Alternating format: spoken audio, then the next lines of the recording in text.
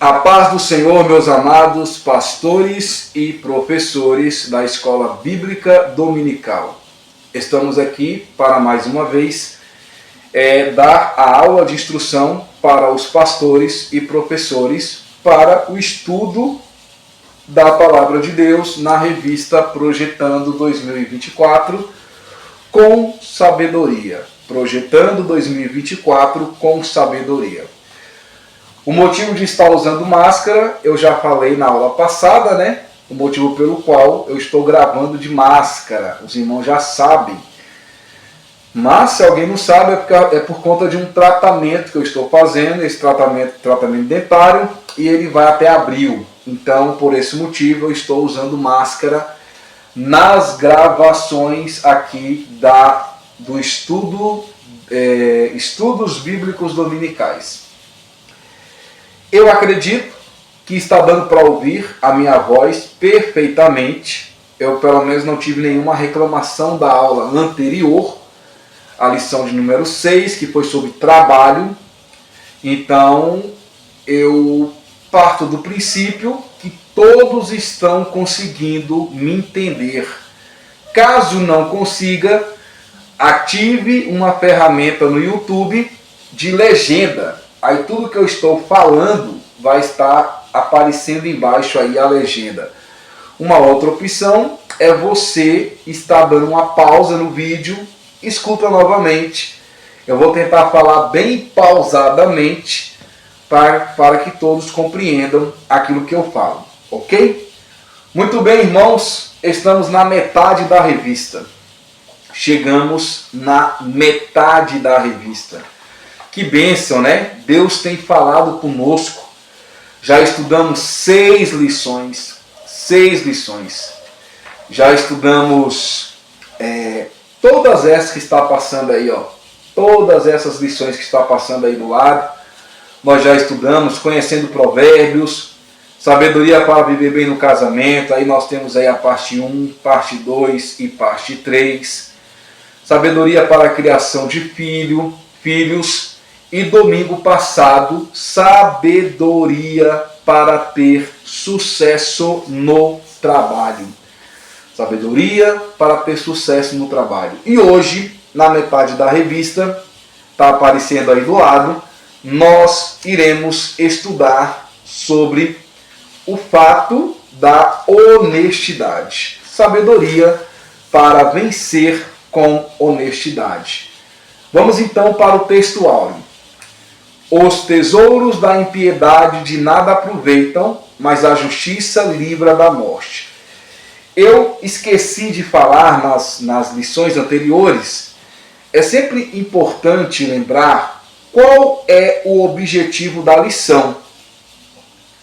Qual é o objetivo da lição? O que o seu aluno tem que sair da aula aprendendo? O que ele vai aprender na aula? Melhor dizendo, né? O que ele vai aprender na aula? Então ele tem que sair da aula com esse conhecimento. Então, o primeiro tópico aqui, nós vamos falar sobre a questão da honestidade. Nós vamos falar sobre alguns pontos importantes aqui. Questão relacionada à ganância do dinheiro. Pessoas que querem se enriquecer facilmente. Pessoas que vão com muita sede ao pote. E que, se for para ganhar dinheiro, tem que ser na forma do trabalho. Honestamente, trabalhando, é o que nós vamos falar nesta lição. E tem que aprender isso nesta lição.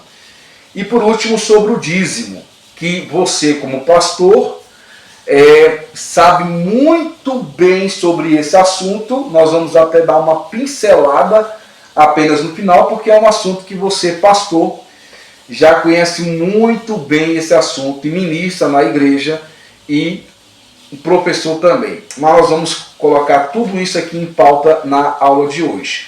Então nós temos que ensinar para os nossos alunos o que é honestidade, o que é ganhar dinheiro através do trabalho, de forma digna, de forma justa, e que o nome do Senhor seja glorificado e exaltado. Então vamos repetir aqui o texto áureo.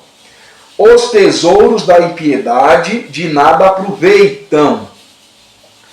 mas a justiça livra da morte. Ou seja, ganhar rios e rios de dinheiro de forma ilícita.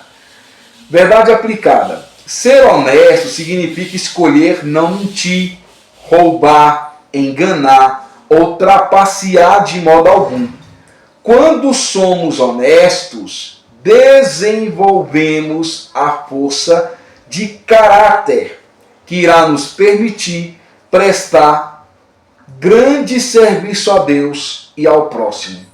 Então nós vamos falar sobre esta lição. Primeiro ponto, irmãos, é você mostrar para o seu aluno que a nossa natureza é uma natureza má.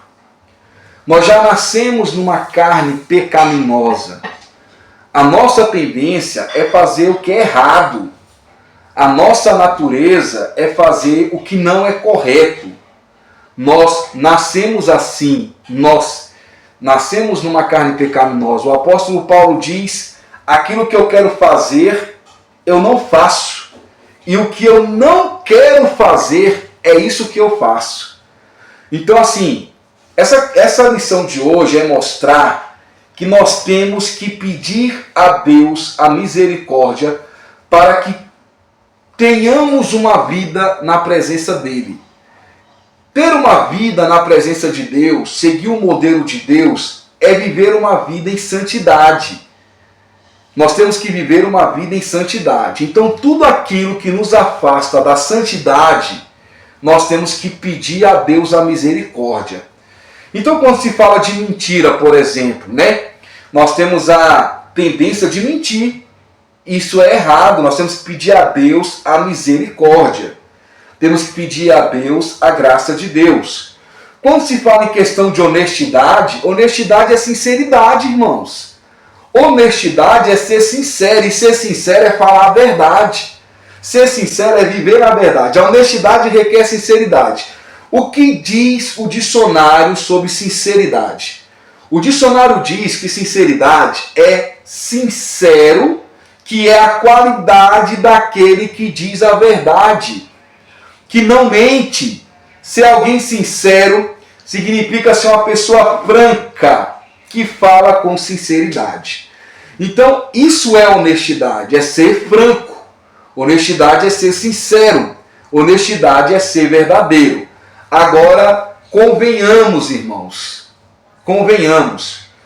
Por nascermos numa carne pecaminosa, e quem nos justifica é Deus, a cada dia, através da oração, através da leitura da palavra, nós precisamos pedir a Deus a misericórdia para que tenhamos uma vida de sinceridade, para que tenhamos uma vida de verdade, para que tenhamos uma vida de franqueza, que sejamos francos em nossas ações. Aí você vai falar aqui na introdução, na página 46. A honestidade requer sinceridade, característica que nem sempre é bem vista pelos outros. Ou seja, você fala a verdade, as pessoas ficam com raiva. Você vai ser sincero com alguém, as pessoas ficam com raiva. Você vai ser honesto com alguém, as pessoas ficam com raiva. Por quê? Porque você está sendo honesto, você está sendo sincero, você está sendo verdadeiro. Então nem sempre é bem vista pelos outros ações como estas, O importante é entender que é preciso ser o mais sincero possível para que de fato sejamos uma pessoa honesta. Então, a honestidade, para ser honesto, eu preciso ser uma pessoa sincera. E para que eu seja sincero, eu preciso ser uma pessoa verdadeira. Até aqui tudo bem, né, irmãos? Continuando aqui. Na Bíblia, a palavra grega, que às vezes é traduzida honestidade, significa literalmente aquilo que é intrinsecamente bom. Isso é ser honesto. Também pode ter a ideia de algo bonito de se observar no sentido moral. A pessoa fala, viu como fulano é honesto? Como fulano é sincero? Pessoas falam assim, rapaz, ali não tem conversa com ele não, ele é sincero. Doa a quem doer, ele é sincero. Ele fala aquilo que tem que ser falado porque ele é uma pessoa sincera. Aí você lembrar de um sincero, você está lembrando de uma pessoa verdadeira. Os cristãos levam a sério as palavras inspiradas pelo autor aos Hebreus. Queremos nos comportar honestamente em todas as coisas. Está em Hebreus, capítulo 13, versículo 18. Então, irmãos, é sobre isso que vamos conversar com os nossos alunos. A questão da honestidade. Lá embaixo, na introdução, bem lá embaixo, primeiro, segundo, terceiro, no quarto parágrafo, bem lá embaixo, diz assim, a palavra de Deus diz claramente que temos a tendência de fazer o que é errado. A inclinação do coração do homem é má desde a sua juventude, é o que está escrito em Gênesis capítulo 18, versículo 21. Você pode abrir esse texto aí com seu aluno, Gênesis capítulo 18, versículo 21. Olha o que diz aqui a palavra do Senhor. Está tudo na revista, mas você pode pedir para o seu aluno abrir, até para ensinar a ele a manusear a Bíblia. Você não está numa escola bíblica dominical? Tem um novo convertido lá. Faz com que ele abra a Bíblia, para que ele possa se familiarizar com a palavra de Deus e com o estudo da palavra de Deus. Então, Gênesis 18, 21. Gênesis capítulo 18, versículo 21. Vamos ver se é isso aqui mesmo.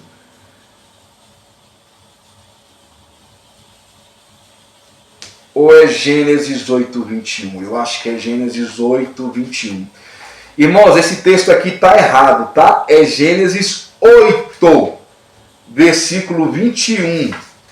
Foi logo depois ali da questão. É isso mesmo. Logo a questão ali do dilúvio. Deus falando ali com Noé, aquela coisa toda. Aí no 21 fala, e o Senhor cheirou um aroma doce, e o Senhor disse em seu coração, eu não amaldiçoarei novamente a terra por causa do homem, pois a imaginação do coração do homem é má desde a sua juventude. Tampouco eu ferei novamente toda coisa vivente como fiz. Ou seja, Deus havia destruído a terra, e apenas sobreviveu Noé, sua família, seus 3 filhos. Aí Deus vem dizendo que agora iria novamente fazer um concerto com o homem. E ele fala, o Senhor cheirou um aroma suave e doce, o Senhor disse ao seu coração, eu não amaldiçoarei novamente a terra por causa do homem. Porque ele havia amaldiçoado a terra. Quando Adão pecou com Eva, Deus amaldiçoou a terra. Eu até já preguei sobre isso recentemente na igreja sede. Deus amaldiçoou a terra e Deus vem dizendo o seguinte, eu não vou mais fazer isso. Por causa do homem? O homem é mau. Desde a sua juventude, desde o seu início. O homem é mau. Então, irmãos, temos a tendência de pecar, de errar. Então, conserte o texto, hein? Gênesis 8, não 18. Gênesis 8, versículo 21. Assim, continuando a leitura. Se queremos ser honestos, temos que lutar contra nossas tendências pecaminosas. O apóstolo Paulo escreveu de modo bem realista sua própria luta contra o pecado. Olha o que o apóstolo Paulo fala em Romanos 7, 22 e 23. Eu realmente tenho prazer na lei de Deus segundo o homem que sou no íntimo. Mas vejo em meu corpo outra lei, guerreando contra a lei da minha mente e me levando cativo à lei do pecado que está no meu corpo. Então olha só. Eu realmente tenho prazer na lei de Deus, segundo o homem que sou, mas vejo em meu corpo outra lei, guerreando contra a lei da minha mente e me levando cativo à lei de quê? Do pecado. Quer dizer, a minha mente, no meu íntimo, eu tenho prazer na lei de Deus, mas existe algo que me puxa para a lei do pecado. E é assim, irmãos, vamos continuar vivendo assim, guerreando, pedindo a Deus a misericórdia.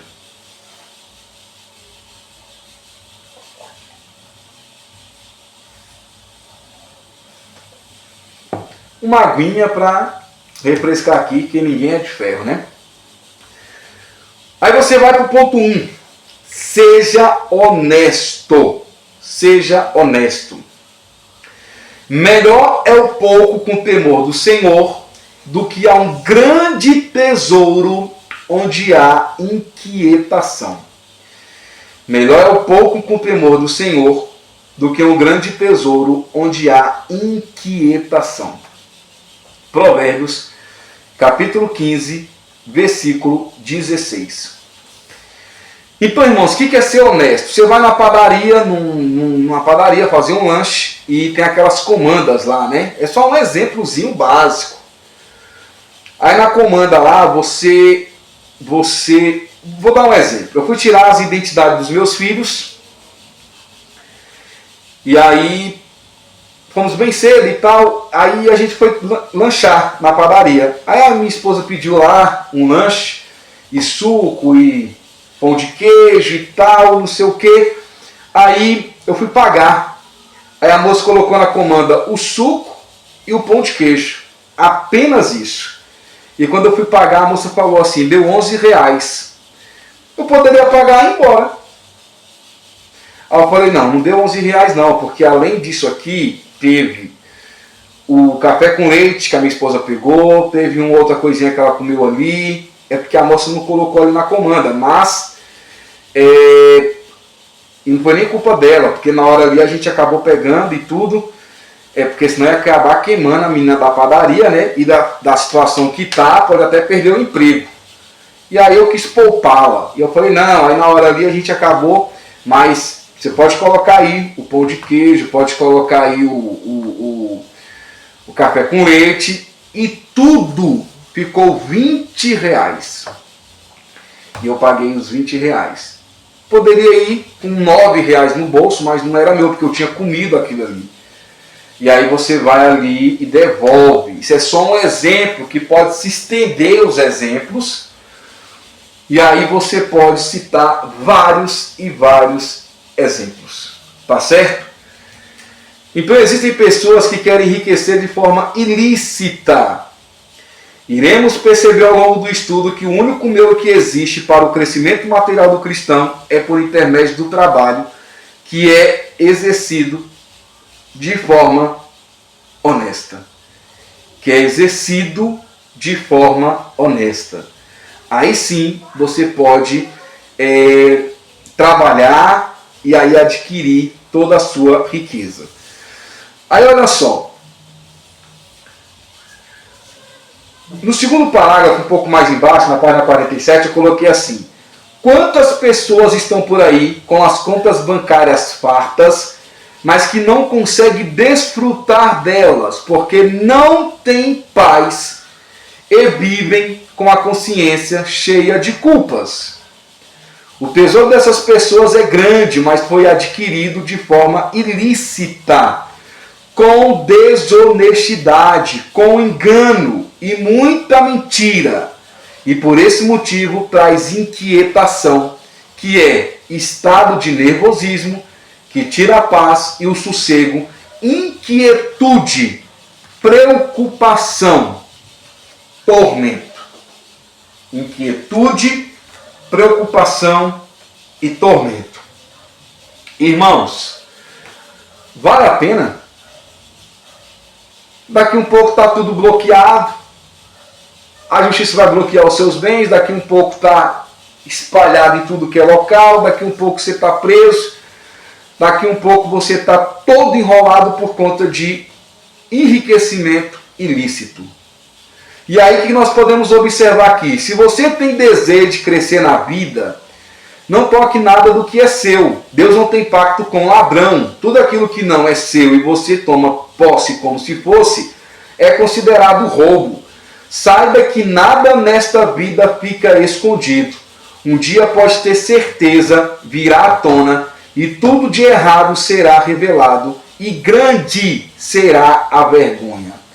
Lembre-se que os olhos do Senhor estão em todo lugar. Provérbios 15, versículo 3.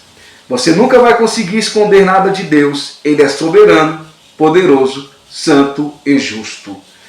Então fale para o seu aluno que é de suma importância que sejamos honestos. Aí tem mais 2 textos aí, que é bem parecido com o outro, mas é importante ler. Página 47. Melhor é um pouco com justiça do que a abundância de bens com injustiça. Provérbio 16, 8. Melhor é o pobre que anda na sua integridade do que de caminho perversos, ainda que seja rico. Provérbios 28, versículo 6. Então, o primeiro ponto é você dizer para o seu aluno que ele tem que ser honesto. Que é melhor o pouco com temor do Senhor do que um grande tesouro onde há inquietação. Passando por esse ponto, vamos para o tópico 2. Não vá com muita sede ao pote. Não vá com muita sede ao pote. Ou seja, o que quer enriquecer depressa é homem de olho maligno, porém não sabe que a pobreza há de vir sobre ele. O que quer enriquecer depressa é homem de olho maligno, porém não sabe que a pobreza há de vir sobre ele. Provérbios, capítulo 28, versículo 22. Quer enriquecer depressa não vai ser uma coisa muito boa. Não vai ser uma coisa pelas vias legais. Por quê, irmãos? Porque isso demanda um tempo, né? Nós vamos explicar aqui que Salomão, de forma alguma, não está proibindo a riqueza, até porque ele era o homem mais rico da terra. O homem que a Bíblia relata com mais riqueza se chama Salomão. Então ele não está proibindo que sejamos ricos. Existem muitos irmãos ricos. Existem irmãos, pessoas que compactuam da nossa mesma fé, que são ricas, irmãos. Muito dinheiro, muita grana, milionários. Qual o problema disso? É pecado? Não é. É errado? Não é. Se é uma riqueza de forma lícita, sem nenhum problema. Se você abrir a sua Bíblia em Gênesis 12, vai falar de Abraão. Abraão era um homem que tinha gado, prata, ouro, e ele começou a riqueza do zero. Abraão era um homem rico. Aí você vai, Isaac era rico. Gênesis 26, do 12 ao 15, você vai ver isso. Jacó, Gênesis 30, versículo 43, nós vamos ver que Jacó era um homem muito rico. José, o José tinha o que, irmãos? O que José tinha? José foi vendido lá por seus irmãos para um grupo de medianitas. Ele era quem? José, jogado lá no cárcere. Depois virou prisioneiro, foi jogado na casa de Potifar, mas ele se tornou um homem rico, de forma lícita. Gênesis 37, 12 ao 36. E Jó, que era um homem também riquíssimo, que a Bíblia relata. Então ser rico não é o problema. Você pode profetizar na sua vida a riqueza. Eu profetizo na minha vida a riqueza. Só que se Deus quiser que eu seja um homem rico, glória a Deus, muita grana, milionário, aleluia. Não há problema nenhum disso. Eu tenho uma pergunta para fazer, mas daqui um pouco eu faço, sobre a questão da riqueza. Mas vamos lá. Então, Salomão era rico. 1 Reis 3,13. A Bíblia diz em 1 Reis 3,13, eu estou na página 48, também até que não me pedistes, eu te dou, tanto riqueza como glória, que não haja teu igual entre os reis. Por todos os dias, Salomão era um homem rico. O que ele está alertando nesse conselho é que quem é obcecado por dinheiro, que quer ficar rico depressa a qualquer custo, presta atenção aí, a qualquer custo, trapaceando o outro, roubando o outro, de forma ilícita, poderá sofrer uma grande decepção.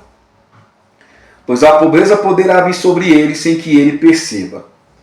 E aí o que nós vemos? Você lembra quando nós íamos às casas lotéricas? Porque hoje em dia até algumas pessoas vão, mas caiu demais a frequência, porque o banco está na palma da nossa mão. Então no celular, no smartphone, a gente faz tudo. Paga a conta de luz, de água, internet, tudo está ali. Precisa mais ir ali na lotérica não. E quem joga, e aí é o ponto que eu quero chegar, você via uma fila muito grande de jogos ali, Mega Sena, Telecena, Quina.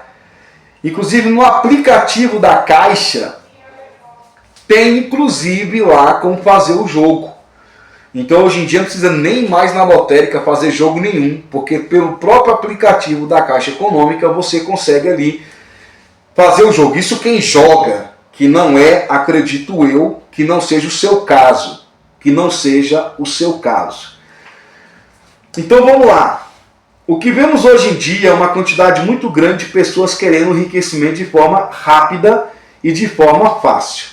Aí nós falamos aqui dessa questão da lotérica e inclusive tem pessoas que jogam, cristãos que jogam e ora a Deus e pede a Deus a vitória, que seja a bênção. Não acredito que seja por aí. Mas pastor Heber, a Bíblia proíbe? A Bíblia proíbe o jogo?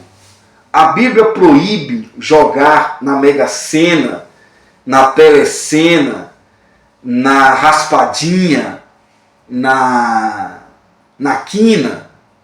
A Bíblia diz o que sobre isso? Irmãos, vamos lá. A Bíblia não fala sobre apostas e jogos de azar como conhecemos hoje. Você pode ler na página 48. Então a Bíblia não diz nada sobre os jogos de azar como conhecemos hoje, mas diz que devemos ser prudentes com o nosso dinheiro e não ser controlados pelo vício. Qual é a onda do momento? É o jogo do tigrinho. Você já parou para pensar sobre esse jogo? É uma oportunidade muito grande de você, pastor, e de você, professor da escola dominical, pincelar e falar um pouquinho sobre isso. Porque é a onda do momento. Eu estava ontem assistindo um depoimento de uma moça chorando muito, porque ela se viciou em jogos de azar. E ela estava pedindo ajuda, clamando por ajuda, porque ela não consegue sair disso. E está perdendo tudo que ela tem.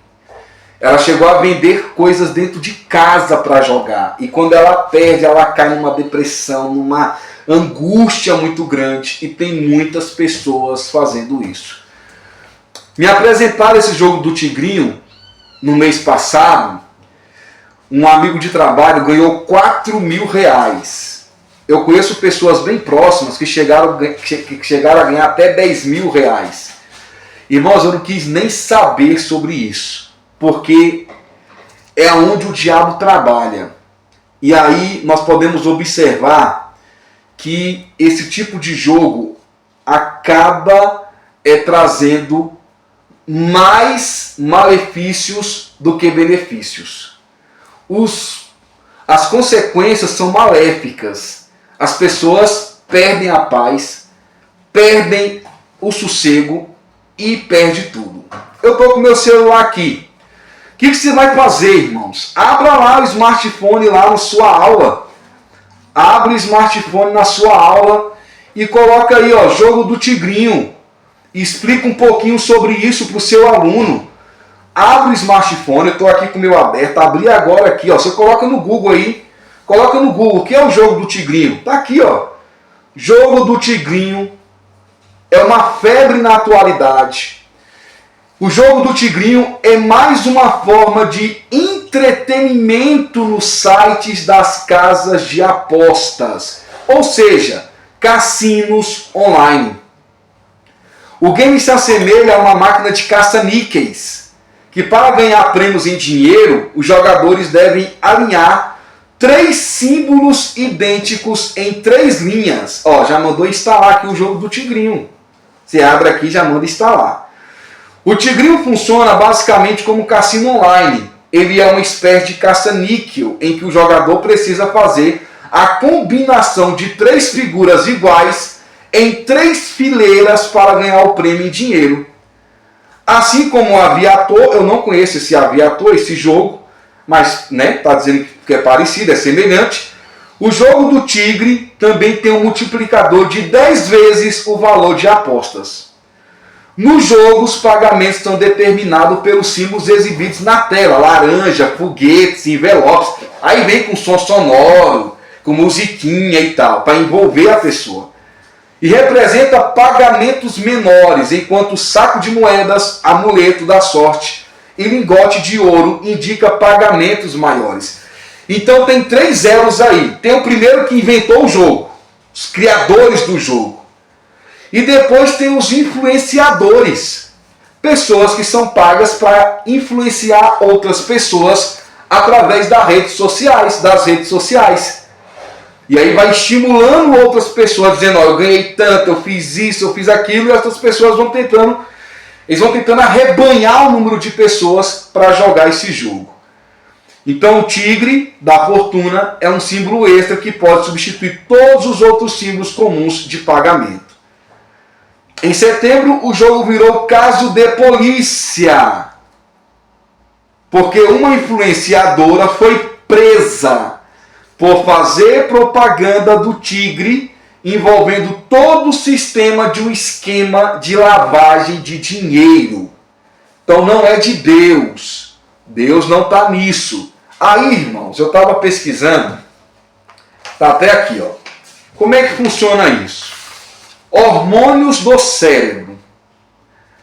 Aí tem os hormônios do cérebro, que é o seguinte: a dopamina, serotonina e adrenalina são neurotransmissores, substâncias químicas produzidas pelos neurônios que regulam o humor e a liberação de alguns hormônios, quando liberados no cérebro, dão sensação de bem-estar e felicidade. Então a pessoa começa a jogar. E joga ali R$50 e ganha 200. Joga ali R$300 e ganha 1.000. O jogo faz com que você ganhe.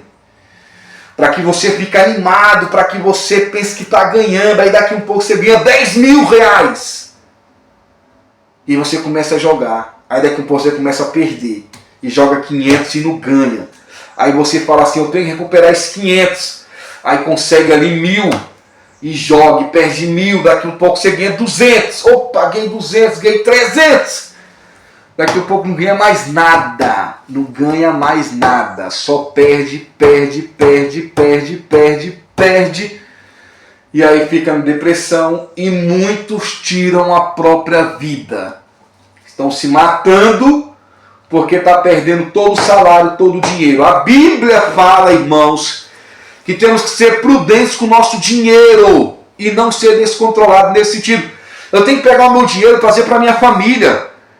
Eu tenho que trazer o meu dinheiro. A Bíblia fala, aquele que não honra pai e mãe, aquele que honra pai e mãe não, está aqui, ó. Se alguém não cuida de seus parentes, e especialmente dos da sua própria família, negou a fé e é pior do que um descrente. 1 Timóteo 5,8. Como que eu vou pegar o dinheiro que é da minha família por querer enriquecer rapidamente e sair jogando em jogo de azar? Aí daqui um pouco, todo o dinheiro que era para minha casa está indo pro ralo. E outra, e se você ganha, outras pessoas estão perdendo. Então, é um dinheiro que é amaldiçoado. É um dinheiro que não vem de Deus. Então vamos lá. Vamos entender uma coisa aqui. Ah, pastor, mais rifa na igreja. Ah, mais uma rifa para ajudar a ação social. Irmão, pode. Ah, mas dá o nome de jogo de azar. Tá, por que dá o nome de jogo de azar? Jogo de azar, vamos lá, primeiro analisar a palavra azar. Azar significa má sorte, falta de sucesso na realização de um objetivo. Isso é azar. Então, por exemplo, vamos lá. Vou dar só um exemplo. Tem uma rifa na igreja para ajudar no Congresso X, Congresso de Homens. Aí eu disputei essa rifa, paguei essa rifa. Aí o meu número é 50, só que saiu 49. Aí, pelo ato da força, eu falo assim, que azar. Quase que deu 50, mas deu 49. Que azar. Não tive sorte. Tá vendo os termos aí? É assim que funciona. Então olha só, vamos lá, vamos ler aqui. Página 48. Também diz que o dinheiro ganho de forma desonesta não agrada a Deus. O jogo em si não é o problema. O jogo em si não é o problema. A maioria dos jogos de azar podem ser jogados sem dinheiro. E participar numa rifa para uma cesta de Natal, para ajudar uma instituição caridosa, não é errado. Por exemplo, não é errado. O problema é a intenção atrás do jogo, por trás do jogo. O amor ao dinheiro é a raiz de todos os males. E quem corre atrás de dinheiro fácil acaba caindo em muitas dificuldades. Tá certo? 1 Timóteo 6, 9 e 10. Então, essa questão do jogo de azar, o jogo de azar significa o seguinte: jogo em que o ganho e a perda depende exclusivamente ou principalmente da sorte. Por isso que fala jogo de azar, porque eu dependo da sorte. Agora o grande detalhe é esses jogos aí. E a onda do momento é o tigrinho. A onda do momento é o jogo do tigrinho. Alerte o seu aluno que se ele está nessa, peça para cair fora enquanto há tempo. Senão vai se viciar, irmãos. Viciar. E o vício você sabe como é. Pessoas têm dificuldade de sair. Quem está no crack, quem está no vício do cigarro, no vício da cachaça, assim é quem está no vício do jogo. E aí é onde o diabo escraviza e oprime e acontece todo esse tipo de situação. Vamos lá. Prática de jogatina gera comportamento compulsivo. Estou na página 49.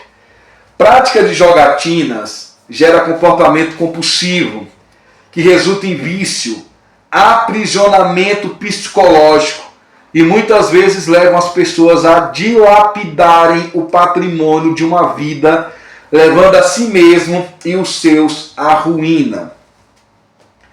É também muito fácil viciar em apostas. É muito fácil viciar nisso, irmãos.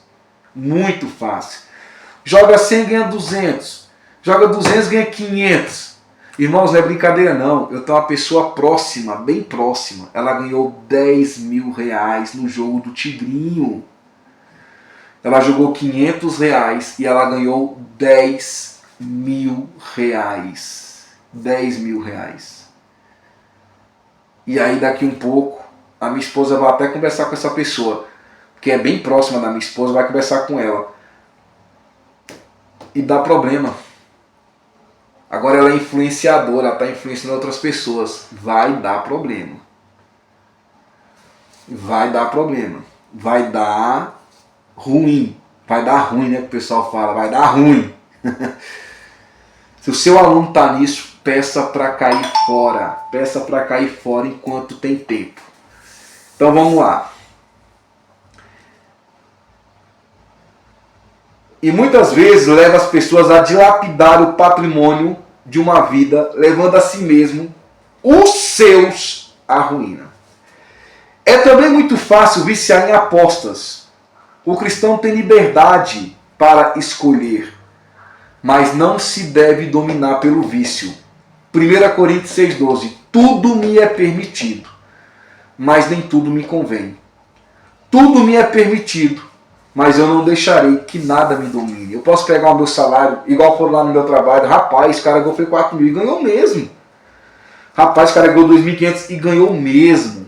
Eu falei, rapaz, eu não quero nem conhecer. esse jogo aí. Sério, sério, quero não. Mas ganhou 10 mil, rapaz, para ganhar 30 mil, 50 mil, eu tô fora. Não me apresente esse jogo aí. E não quero nem saber, irmãos. Eu pesquisei aqui para falar contigo, mas nem conheço não.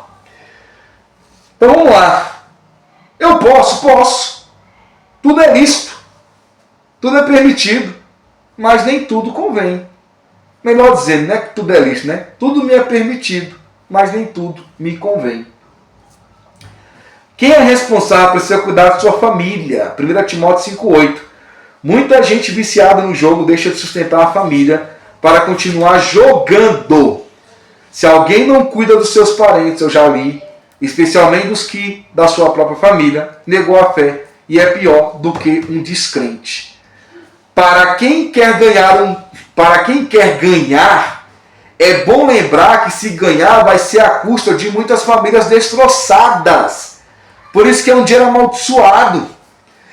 É ganho desonesto. Além disso, a maioria das pessoas que ganham muito dinheiro rápido no jogo também perde esse dinheiro rápido. Dinheiro fácil vai fácil. Portanto, se você se sentir tentado pelo vício ou sentir que não está agindo bem, não jogue.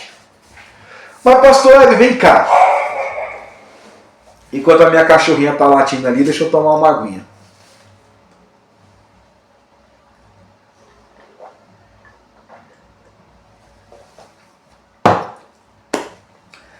Mas pastor Hélio, vem cá. As pessoas na Bíblia lançavam sortes. Tem algumas situações aqui. Deixa eu botar isso aqui no silencioso aqui, irmãos. As pessoas que jogavam. Tem situações na Bíblia que as pessoas jogavam e lançavam sortes. Lançavam sortes. Pronto, tirei aqui essa bandeira aqui. Tem alguns na Bíblia que jogavam sortes. Irmãos, não tinha nada a ver com dinheiro. As pessoas lançavam sortes na Bíblia para dividir bens ou tomar decisões de forma justa e imparcial, como está lá em Josué 18:10, para repartir as terras de forma justa, parcial, jogavam sorte. Pode ler Josué 18:10. Atos dos Apóstolos 1:26 diz que depositava sua sorte em Deus, pois confiava no seu agir, no seu controle e poder. E era Deus quem decidia o resultado e não as pessoas. Portanto, não havia razão para reclamar da injustiça. Era completamente diferente. Mas jogos de azar, nós temos que sair fora e correr disso.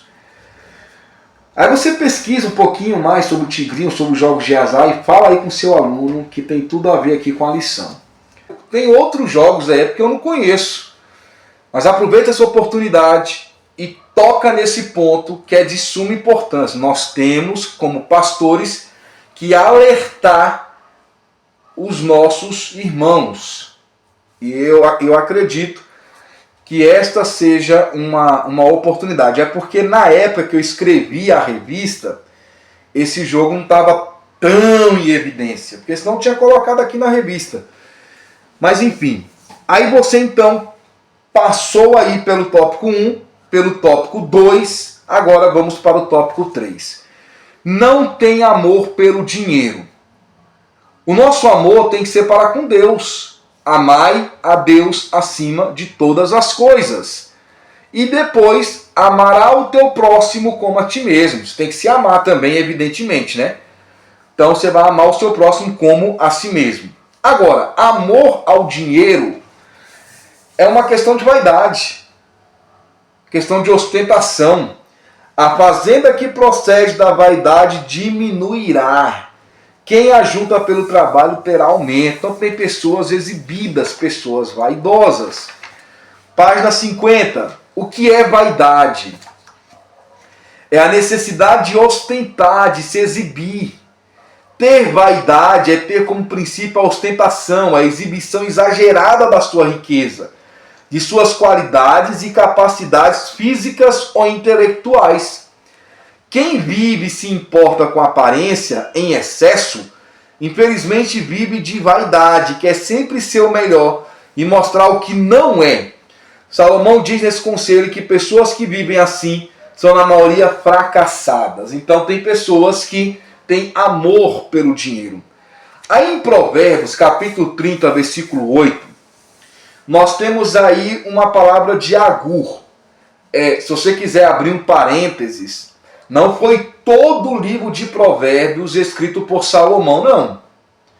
Salomão escreveu a maioria, mas os últimos capítulos não foram escritos por Salomão. Por exemplo, capítulo 30, quem escreveu foi Agur, um grande sábio. O capítulo 31, quem escreveu foi o rei Lemuel de Samar. De Massá. O rei Lemuel de Massá. E os capítulos 25 e 29 foram escritos por Salomão, mas tem um detalhe, foram transcritos por o rei Ezequias de Judá. Então, quando chega no capítulo 30, olha o que o sábio Agur fala. Não me des nem a pobreza, nem a riqueza. Dai-me o pão que me for necessário, para que não suceder que, estando eu farto, te negue e diga, quem é o Senhor?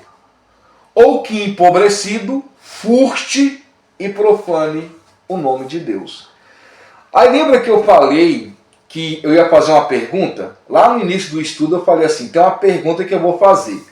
A pergunta é a seguinte: se você ficasse rico, você continuaria na presença de Deus? Se eu ficasse rico, eu, pastor Éder, eu continuaria na presença de Deus? Imagina as possibilidades. Viagens, restaurantes. Essa semana eu vou passar final de semana na praia. Eu tô com grana, vamos ali, vamos aqui. Continuaria firme na igreja, indo para os cultos. Como é que seria? Você sabia que Deus não pode dar riqueza para algumas pessoas por conta disso? Então é muito melhor ter o que comer, ter o que vestir. É muito melhor ter onde morar, ganhando ali razoavelmente, mas firme com Deus, na presença de Deus. Já viu aquela galera que passa em concurso público e some, desaparece? Então existe muito isso aqui. E o sábio Agur falava isso. Não me des nem a pobreza e nem a riqueza. Dai-me o pão que me for necessário. Por quê? Porque se eu for rico, eu posso dizer quem é o Senhor. Eu tenho tudo. Ou se eu for muito pobre, ter que furtar e profanar o nome de Deus. Então nós temos que ter muito cuidado com isso. O desejo de ter dinheiro nem sempre é a raiz de todos os males, certo? Fique bem claro. O problema não é o dinheiro, mas é o amor ao dinheiro. É o amor ao dinheiro. Uma pessoa pode desejar ter recursos para propósitos centralizados em Cristo e não nela mesma, certo? Então eu preciso de muito dinheiro, porque eu tenho um propósito de resgatar almas para Jesus. Muito bem. Não está centralizado nela, está centralizado numa missão, num objetivo. Está tudo certo aí. O conselho do apóstolo aos ricos é serem humildes. Você pode ser rico, irmão, mas seja humilde. Não vai querer pisar nos outros, não. Interesse em Deus, não nas contas bancárias. Aí você lê depois Timóteo 6, 7 e 10. Irmãos, aqui eu não coloquei 1 Timóteo nem 2, mas é 1, porque 2 Timóteo vai até o capítulo 4, se eu não estou enganado. Vamos ver aqui. Se eu não estou enganado, 2 Timóteo vai até o capítulo 4. É isso mesmo, ó. 2 Timóteo até o capítulo 4. Então é 1 Timóteo capítulo 6. Está aqui, ó. 1 Timóteo, capítulo 6, versículo 7 ao 10. Porque nada trouxemos para esse mundo e é certo que nada podemos levar dele. Tendo, porém, comida e vestuário, estejamos com isso contentes, irmãos. Tem comida, meu irmão, tem comida. Tem o que vestir, não está andando nu pela rua, não. Está comendo, está tomando café, está almoçando, está jantando. Está tendo lanche da noite, lanche da tarde. Aleluia! Glória a Deus! Estejamos contentes com isso. Mas os que querem ser ricos caem em tentação e em laço e em muitas concupiscências tolas e nocivas que se submergem os homens na destruição e perdição. Porque o amor ao dinheiro é a raiz de todos os males. E nessa cobiça, alguns se desviaram da fé e se transpassaram a si mesmo com muitas dores. Com muitas dores. Então esse realmente não é o propósito de Deus para as nossas vidas. Aí tem a parábola do jovem rico. Você pode falar da parábola do jovem rico. Senhor, como é que eu faço para entrar no reino dos céus? Guarda todos os mandamentos. Oh, que bênção, eu tenho feito isso. Honra teu pai e tua mãe, eu honro. Amar ao próximo, amo. Eu tenho feito os mandamentos. Ah, tem? Beleza. Faz o seguinte. Pega tudo que você tem, vende e entrega aos pobres. E depois me segue. O jovem seguiu? Seguiu, irmãos? Não. Não seguiu. Ou seja, o amor dele era muito grande pelo dinheiro. Então Jesus não estava dizendo que temos que tornar-nos pobres para ganhar a vida eterna. Estava dizendo que basta uma coisa para bloquear o relacionamento com Deus.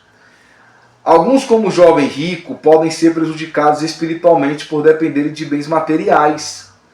Outros, porém, podem ter de entregar a Deus coisas como fama, talento, um talento extraordinário, uma boa aparência ou intelectualismo.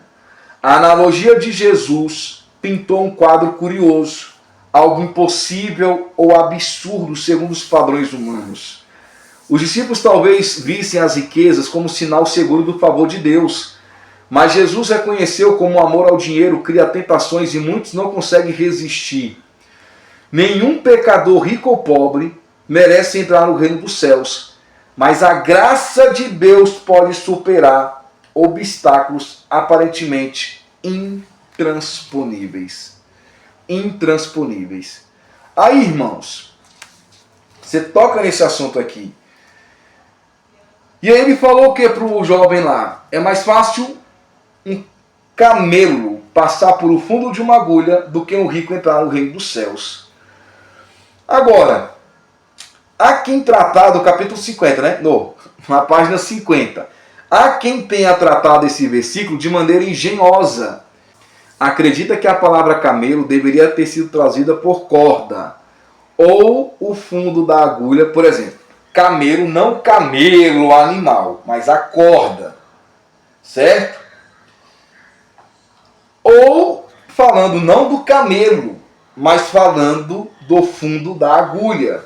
Era o apelido de um portão baixo nos muros de Jerusalém, usado nas horas tardias. No entanto, talvez seja melhor aceitar aqui um caso de hipérbole. O que é hipérbole? É uma figura de linguagem que quer ter o sentido do exagero, para ressaltar, né? Exagero. Não que isso tenha um exagero de Jesus a falar fundo de uma agulha, passar um camelo no fundo de uma agulha. Hipérbole. A lição de Jesus foi que algumas coisas terrenas podem impedir que entremos no reino de Deus. Esse exemplo de algo impossível tinha como objetivo fazer soar uma nota de advertência. As riquezas podem ser perigosas para a nossa vida espiritual, porque para muitos riquezas representam poder e o ser humano gosta disso. Então, isso foi um exemplo para dizer assim, fama.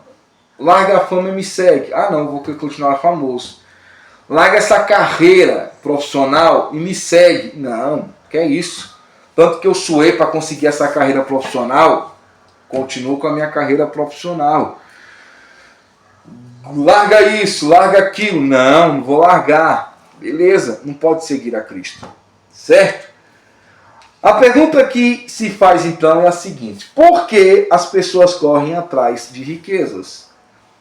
Pense e responda. Se você ficasse rico, continuaria cristão? Como você usaria a sua riqueza?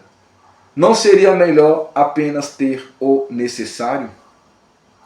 Certo? Então é isso, meus irmãos. Lembre-se de uma coisa: nada irá faltar. Porque Ageu 2:8 fala: minha é a prata, meu é o ouro, diz o Senhor dos Exércitos. Minha é a prata e minha é o ouro. E aí chegamos no tópico 4. Seja dizimista e ofertante. E aqui, irmãos, o vídeo já está chegando a quase 1 hora de vídeo. Nós estamos falando aqui com pastores e professores da Escola Bíblica Dominical. Então é um assunto que todos nós já conhecemos, né? Mas diz aqui: honra ao Senhor com os teus bens e com a primeira parte de todos os teus ganhos, e se encherão os teus celeiros e transbordarão de vinhos os teus lagares. Aí nós temos aí a página 51, temos aqui a página 52, temos aqui a página 53 e temos aqui a página 54. Então, é muito extenso essa parte aqui. Mas é uma parte que todos nós conhecemos, que o dízimo é de suma importância para as nossas vidas e que repreende o devorador das nossas vidas. Então você vai dar uma lida, vai relembrar o que você já ensina para a igreja, vai relembrar. Tem alguma coisa a acrescentar, pastor, do que nós já sabemos? A única coisa que eu poderia acrescentar aqui, talvez, é que eu até cito aqui na página 53 o que aconteceu comigo quando eu era pastor na cidade do Jardim do Ingá. Jardim do Ingá não. Cidade Ocidental. Quando eu era pastor na cidade Ocidental, quando eu pastoreava a igreja, que hoje está lá com o pastor Amadeu Júnior, uma jovem chegou para mim e falou assim: pastor, eu posso entregar o dízimo para minha mãe, que é obreiro da casa do Senhor? Está aqui na página 53. Eu falei: não. Não posso? Não, porque o dízimo tem que ser entregue à igreja, na casa do tesouro. E aí os pastores, que são os pastores da igreja, irão administrar de acordo com a necessidade e da forma que lhe achar conveniente. Então, o restante é tudo bem conhecido dos irmãos. Bem conhecido, mas bem conhecido mesmo. Aí dá uma pincelada aqui dos irmãos da igreja de Macedônia, que eram muito pobres, mas no entanto, a profunda pobreza deles se transformou em riqueza de generosidade. Dá uma pincelada aqui. A viúva que doou tudo, Mateus capítulo 12, versículo 41 ao 44. E aí você faz um resumo aí, até porque essa lição é muito grande, mas guarda um tempo aí para falar do dizimista. A sua igreja é dizimista fiel, todos os irmãos, aí só dá uma reforçada aqui, finalizando o estudo. Tá certo? E você parte para a conclusão e leia a conclusão com o seu aluno. Quer compremos, quer vendamos, quer fabriquemos um produto, quer prestemos um serviço, sabemos o que é justo e honesto, assim como o que é injusto e desonesto. Às vezes nos sentimos pressionados a ser desonestos, a fim de progredir ou aumentar os nossos ganhos. Mas se quisermos obedecer a Deus, não existe meio termo. Deus exige honestidade em todos os negócios. Nenhuma quantia pode justificar a prática de um negócio desonesto. A prática da desonestidade, a prática da honestidade e da justiça nem sempre é fácil, mas é exigida por Deus. Peça-lhe discernimento e coragem para ser constantemente honesto e justo. E aí a gente finaliza a lição de número 7. Meus queridos, minha cachorrinha começou a latir ali. Vamos então parar, que senão fica no vídeo. Espero que você tenha aprendido. Espero que eu tenha te ajudado a conduzir essa aula. E que o nome do Senhor seja glorificado e exaltado. Meu amado, um forte abraço. Fique com Deus e a paz do Senhor Jesus. Amém.